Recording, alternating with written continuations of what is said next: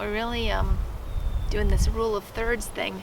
I have to do this because the compost barrel's over there, and that's really not attractive. Hello, BookTube. It's Andrea. I have been not filming for a while because my eye has been super irritated, so that's why I have sunglasses on still, because I can't put on makeup and I'm just a mess.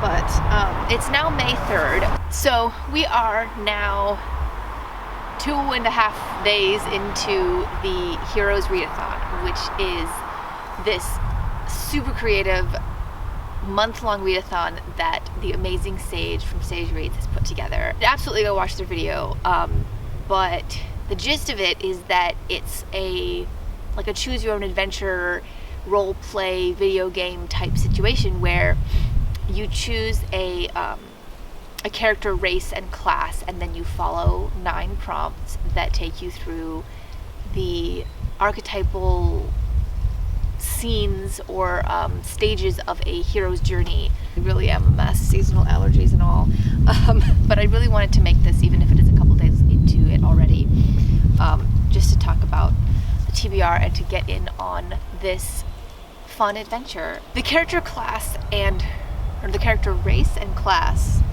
yeah, that's how it goes, that I chose is a Fae Thief. And a Fae means only reading books that are with queer characters or queer authors.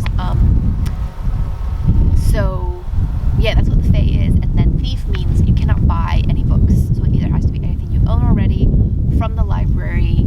Just don't spend money during May.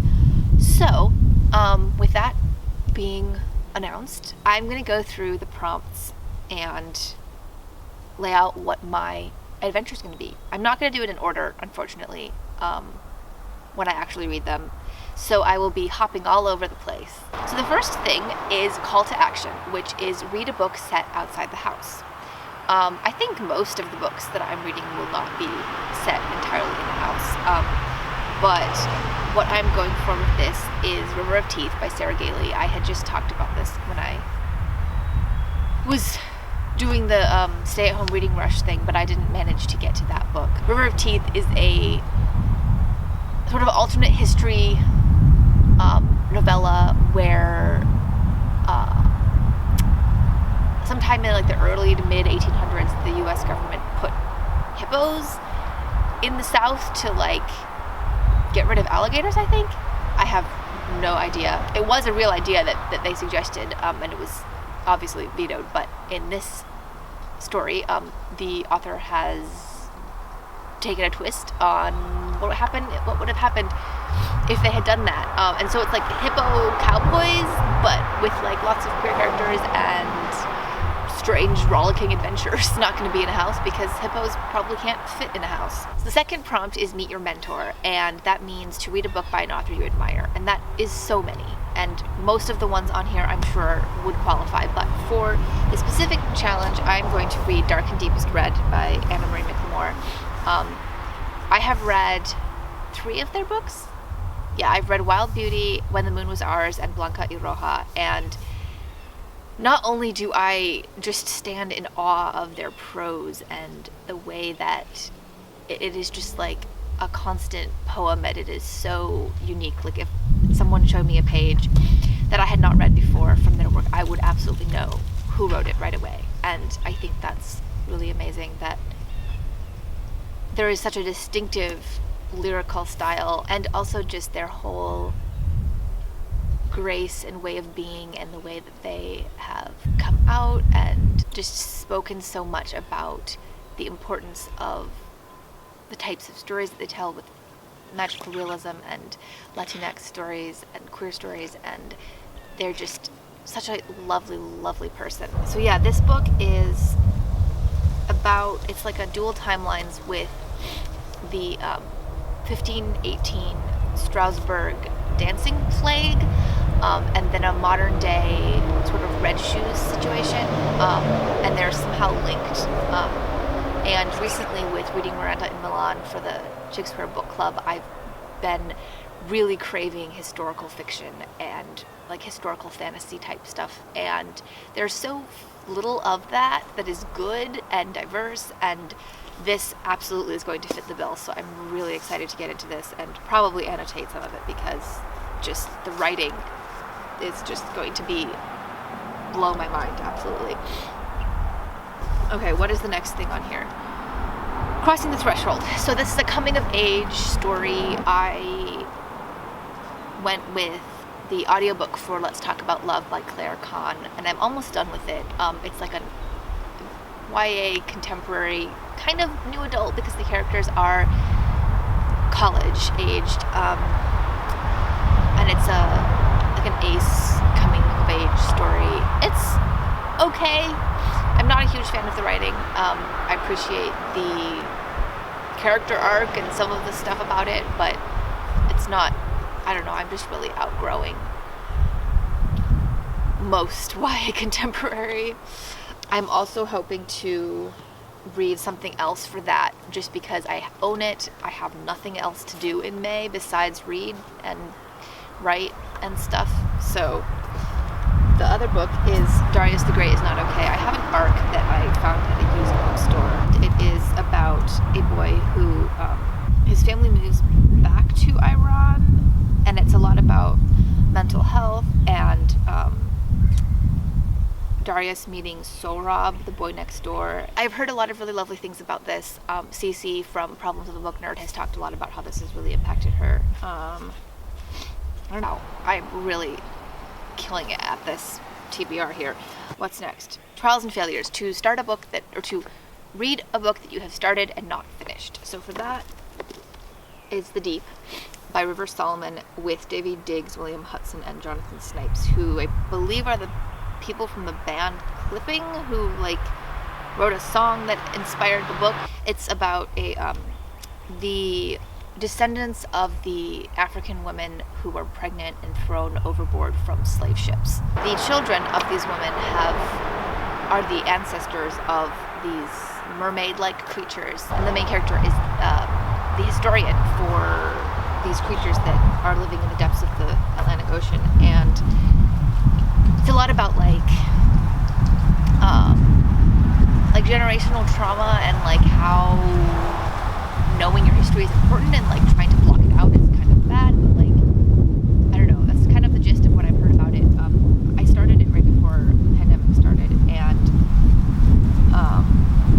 the way that Yetu, I believe is how you say her name, the main character, the way that her like level of anxiety around being the historian was described was like so, it hit so close to home to how my own body was reacting with so much nervousness and anxiety around what was going on in the world, that it was like hyping up my reaction, because I was reading about the same like physical reactions. I don't know if that makes any sense. So I stopped reading it and started reading like more fluffy stuff, just so that I could like escape. Well, my hat probably looks quite silly. So I'm going to get back into that with the audiobook, because I've heard some really great things about it. The David Diggs, who's one of the people in the band that wrote the song that inspired it, is the narrator, and I think there's music in the audiobook. I'm not sure. But it's on Scribd, which I have gotten a free month of because I referred my friend to it. And so then I was able to get a free month, so I'm being a thief still. Next book, the next prompt, Death and Rebirth, which is to read a book that has been on your TBR for more than a year. And for that, I'm going to go with Who is Vera Kelly? I think I marked this to read maybe 2 years ago. But it is a sort of spy story about like the Soviet era, like Cold War stuff, and so like 1950s, which, yay, more historical fiction. I don't really know a lot about it, but I love stories about like girl spies in that time period. Like that whole aesthetic is definitely something that I love, and it's on my Libby for my library, so thievery, yay. Revelation, 5-star prediction. So I have a bunch of poetry books for that, I just started reading this one this morning, Drive Here and Devastate Me by Megan Falley, who is one of my favorite poets, and I often rate poetry books 5 stars. And I know, especially because I admire her so much and because I've read a lot of these poems separately or heard her read them on YouTube or on live stream stuff, that I will definitely find so many that in here that really speak to me. And this absolute same goes for Pansy by her partner Andrea Gibson. I have heard so many of these already, so I'm kind of rereading some of them. I'm trying to read a lot of poetry, just like always be reading a poetry book, so hopefully I'll be able to get through both of these. And Space Struck by Paige Lewis, which is, they are a non-binary poet that I discovered through the poetry magazine that I read for poetry class that I just finished. It was an issue from a year ago, I think, and there was like a book review in the back for Space Struck, and so I bought it recently. It's pretty short, and I'm sure that what I have read of their work so far is absolutely gorgeous. For atonement, it is read a book that will broaden your worldview, and so I'm going to go with I Hope We Choose Love. Gosh, there's a subtitle to it, and I can't remember what it is. Okay, I Hope We Choose Love, A Trans Girl's Notes from the End of the World by Kai Chang Tom. And so it's a collection of essays and poetry. What can we hope for at the end of the world? What can we trust when the community has broken our hearts? What would it mean to pursue justice without violence, love in the absence of faith? A heartbreaking and hopeful collection of personal essays, poems, blending confessional, political, and literary, proposes heartfelt solutions on the topic of violence, complicity, family, vengeance, and forgiveness. Provocative book is a call for nuance in time of political polarization, healing in the time of justice, and love in an apocalypse. It's something that my cousin really loved and recommended, and I got the ebook last Christmas time.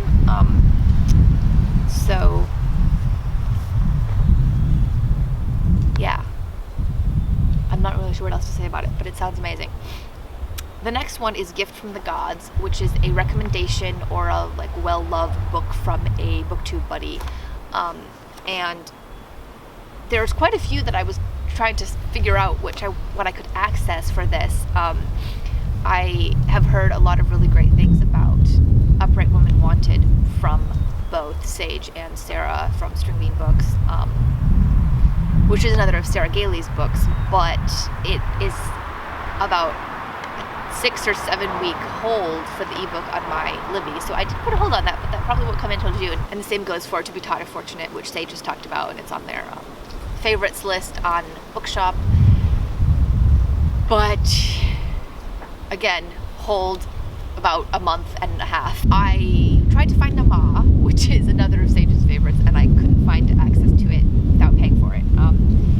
So I'm going to go with, I think, the audiobook for Frankenstein by Jeanette Winterson, which is something I've wanted to read for a long time.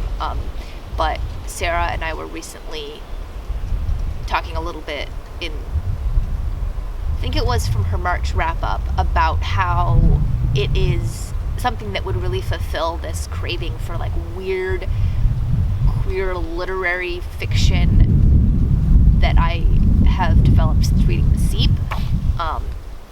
There's another book that Sarah was talking about called Enter the Aardvark that is, again, very similar to that kind of strange, fantastical literary style. So she was like, yeah, those both really fit the bill for post-Seep hangover.